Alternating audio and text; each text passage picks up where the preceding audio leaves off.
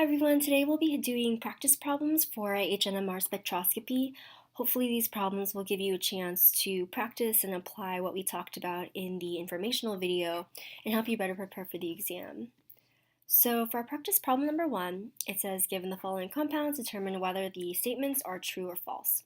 And we have two molecules given here, A and B. So we're going to go ahead and read these choices and see whether it's true or false.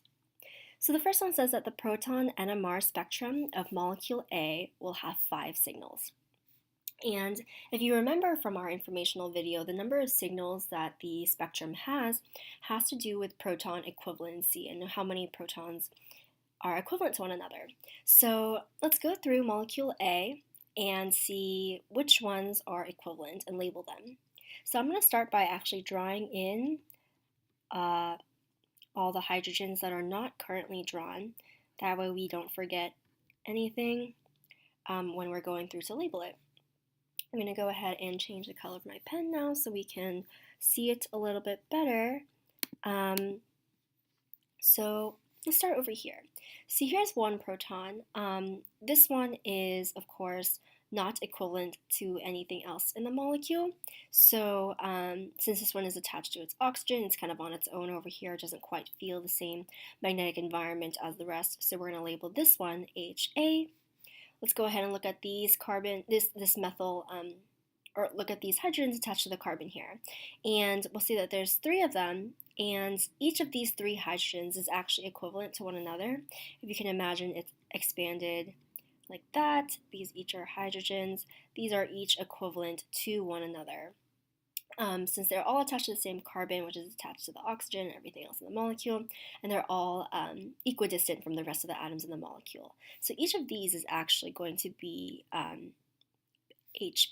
So I'm going to label that up here, and then again here for clarification. So that's another group of equivalent hydrogens. I'm actually going to skip over to this one now and look at this aldehyde hydrogen. And again, this hydrogen is the same distance from all the other hydrogens. However, there's nothing else that's nearby it that could be considered a neighbor, or that could be considered equivalent to it or feels the same magnetic environment, since it's kind of on its own over here as well. So I'm going to label this one as C. And again, we're going to have a hydrogen over here. Let's take a look at this one. So this hydrogen, if you look over, is attached to double bonded to a hydrogen here, and then single bonded to a carbon, which is attached to an oxygen hydrogen, whereas this hydrogen is attached to different atoms in different parts of the molecule. So these two are not equivalent to each other since they have different kind of connections later on in the molecule. So this one's attached to other things, this one's attached to different things. It kind of feels different magnetic environments because of that. And then similarly with this hydrogen here, this one is attached to a different part of the molecule, and it feels a stronger presence of the magnetic environment from this OCH3 as opposed to this hydrogen or this hydrogen.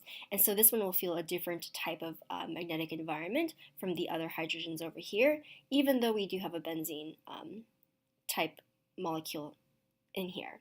Okay, so it's important to remember that you want to consider the molecules around it and see which atoms it can feel the magnetic environment from.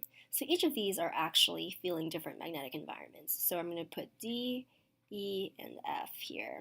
So since we have A, B, C, D, E, F, so we have 6 different types of protons, and only this one contains protons that are equivalent to one another.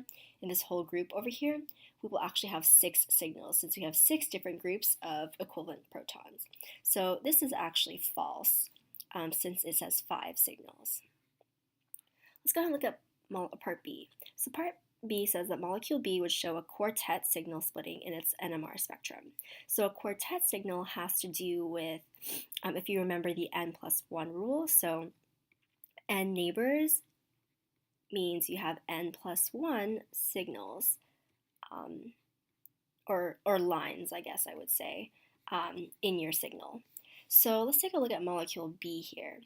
And again, it's helpful to go ahead and draw out the different hydrogens that you're working with. So here is 1, 2, 3 hydrogens. Here's another 3 hydrogens, 2 hydrogens there, more hydrogens here, and a hydrogen here. So I'm going to take a look at a hydrogen at random. So I'm going to pick, say like this one, this hydrogen here. And if you remember how to count neighbors, you need to consider that it has to be 3 single bonds away for it to be considered a neighbor of the hydrogen that you're looking at. So we're looking at this hydrogen, we're going to count 3 bonds away. 1, 2, 3. So this here is another hydrogen, and in fact, this is considered a neighbor for this hydrogen. And since these 3 are actually equivalent to each other, we're actually going to say that this hydrogen here has 1, 2, 3 neighbors, and so 3 plus 1 is equal to 4, which means that you have a signal that's split into 4 lines. So it does in fact have a quartet signal in its NMR spectrum. So this is true. And if you want to verify that one more time, we have another hydrogen here. This is 1, 1, 2, here's another hydrogen, here's another hydrogen, hydrogen. So this one actually would have 1, 2, 3, 1, 2, 3, 1, 2, 3. So this is actually another quartet here, since there are 3 neighboring molecules, and you get 3 plus 1, which is equal to 4. So here we have another quartet, and here we have another quartet. Okay? And the last part here says that molecule A and B have chemical shifts influenced by magnetic induction. And if you remember, magnetic induction has to do with when you apply an external magnetic field, indicated by BO here. If you remember in physics, you have an external magnetic field that gets applied to the molecule. This leads to a lot of like pi electrons being moving around and shifting around, and these, since they're all charged, since pi electrons are charged, they generate their own magnetic field. And so magnetic induction is when one magnetic field causes another magnetic field to form. And if you need pi electrons, that means that you need molecules that have pi bonds and pi electrons. So part C says that both molecule A and B have chemical shifts influenced by magnetic induction. But looking at these molecules here, we see that only molecule A actually has pi electrons here in its benzene, as well as in the C double bonded to an O, the carbonyl, in the aldehyde. However, molecule B does not have any double bonds or pi electrons. So, in fact, we need pi bonds, and there's no pi bonds. So, that being said, we have this to be false. Okay, so when you think of magnetic induction, think about needing pi bonds, needing some type of way for electrons to be delocalized across a lot of the molecule. And unfortunately, we don't have that in molecule B. The next question asks us to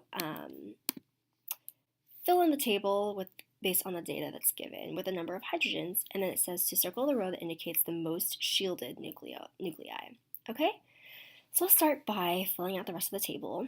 So something that's good to do is look at obviously what is provided for us and what we need to find. So we need to find the number of hydrogens. And in fact, the easiest way to go about this is to actually look at the integrals here. And if you remember, the integral represents the proton ratios and how many protons compose each group of equivalent protons. And if you remember, the lowest integral value needs to be 1. And what I noticed right away is that the integral value has a 1.5 here, meaning that everything needs to be doubled so that you can determine how many protons are part of it. And so let's go ahead and multiply everything by 2 so that we can get whole numbers. So we're going to get 3, 2, 6, and 2. And this actually represents the number of protons that, or the number of hydrogens that we have. Okay? And just to clarify this a little bit further, I'm not going to draw out the whole molecule, but basically, if you have something like this, for example, this means that you have something like this. So say you have a group of equivalent protons here. This is, the rest of the molecule, So this is representing something like this. This is what that would look like.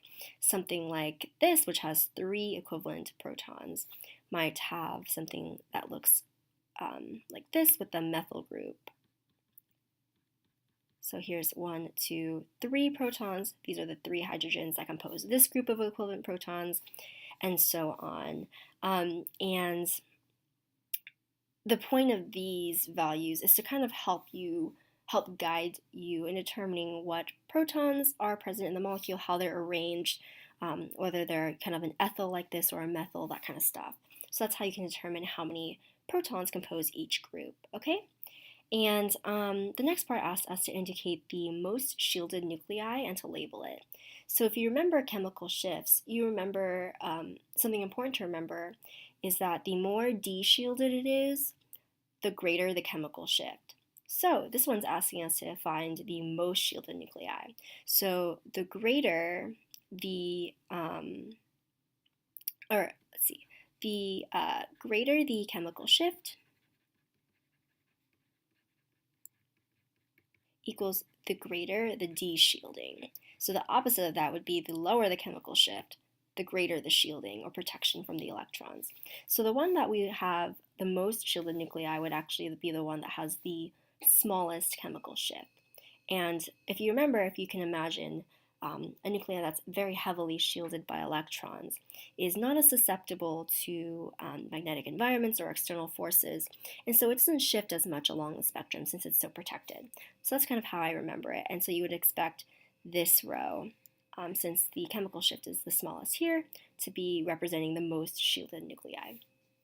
The last problem asks us, given the following compounds, you need to fill in the table. Okay? So here we have molecule A and B. So we're going to start by counting the number of signals that we have. So these are pretty complicated molecules. And a good way to kind of start is if you can imagine this whole molecule just not with these kinks here, but just kind of in a straight line, and you're like looking at it from this direction, looking at it this way, you can imagine it straightened out, and you can see which ones are actually really equivalent to each other. So let's take a look here. So there's hydrogens here in these methyl groups, and so methyl group hydrogens generally are always equivalent to each other, so I'm going to count this as an equivalent group, and in fact, this group of methyl hydrogens is equivalent to this group of methyl hydrogens, since they are both attached to the same carbon. The next one is this hydrogen here, and this hydrogen is kind of on its own. There's nothing else really representing or feeling the same environment with it. So this is going to be its own signal as well. Let's go ahead and move on to this hydrogen now. So I'm going to draw in the hydrogens on this benzene. So we have a hydrogen here, hydrogen here. Okay. So looking at these hydrogens, and something that I mentioned in the informational video is it's helpful to consider also the symmetry of the molecule. So if you look at it, you can see that this hydrogen is actually equivalent to this hydrogen because, let me circle them, this hydrogen feels the same magnetic environment as this one since they're attached to the same types of molecules, same types of atoms, the same distances from the types of atoms that they're connected to.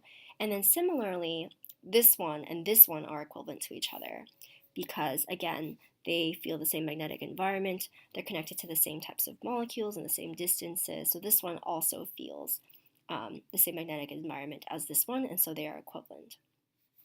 And again, we have some methyl groups over here. So I'm going to go through and circle these. This one's equivalent to this one. All the methyl hydrogens are equivalent to each other. So, and then again, all these methyl groups are equivalent to each other. So here we have 1, 2, 3, 4, 5 signals that would show up on our spectrum. So I'm going to go ahead and write that in black. Let's take a look at B now to see how many signals we want to expect here. So I'm going to go through this one a little bit faster so we can simply go through and count them. So we have a group of methyls here, group of methyls here, and we have another group of equivalent hydrogens here on this ethyl, and then a different group of equivalent hydrogens on this ethyl. Oops, my bad. I'm going to delete that really quick. And then we have another hydrogen here that's its own signal. I'm trying to color code this so it's easier to see. Another group over here that is a methyl, but each of these hydrogens are equivalent to each other. So we're going to go ahead and indicate that as its own group of equivalent hydrogens as well. And the last thing I'm going to do now is take a look at this benzene here. And in the benzene, you can see that there are some hydrogens coming out of this part. Oops, it looks like my font is white now. So there's some hydrogens coming out over here and here, then some over here, here, and here. So in fact, these are equivalent to each other. These are equivalent to each other. And then this one is on its own. So we actually have 1, 2, 3, 4, 5, 6, 7, 8 signals for molecule B. 2, 3, 4, 5, 6, 7, 8. Okay? And then this is asking simply whether or not we have signal splitting. And so signal splitting has to do with the number of neighboring molecules, and if you remember the n+1 rule. And so I can kind of tell pretty quickly that this probably will have signal splitting, at least in molecule A. And so remember, we want to count how many neighbors there are and decide, 3 single bonds away. So, and then the double bonds are kind of like free spacers where we don't really count them. So let's take a look at this hydrogen here, this turquoise one. We're going to do 1, this does not count, 2, 3, there's a hydrogen coming off of this methyl. So this is 1, 2, 3. Okay, so as a result, we have a hydrogen here. Remember, there's a methyl that goes right like this. So we have 1, 2, 3, 1, 2, 3, 3. So this here is 3 neighbors for this hydrogen, and so as a result, we're going to have a quartet or 4 lines in the signal for this hydrogen. And so as a result, that does show that there is signal splitting, and you can check all the other ones as well if you'd like. Let's go ahead and take a look at this molecule here, this yellow one. So I'm going to change my colors. So we're going to have, we have a hydrogen here, hydrogen here, hydrogen here. Let's go ahead and count the spaces. So we have 1, 2, this is a free spacer, 3. So here's 1. So 1, 2, 3. So here's one neighbor, 1 plus 1 is 2, which means we have a signal that's split into 2 lines. And so in fact, we do have signal splitting for molecule B as well. So that's it for the practice today. Good luck studying. Thanks for listening, guys.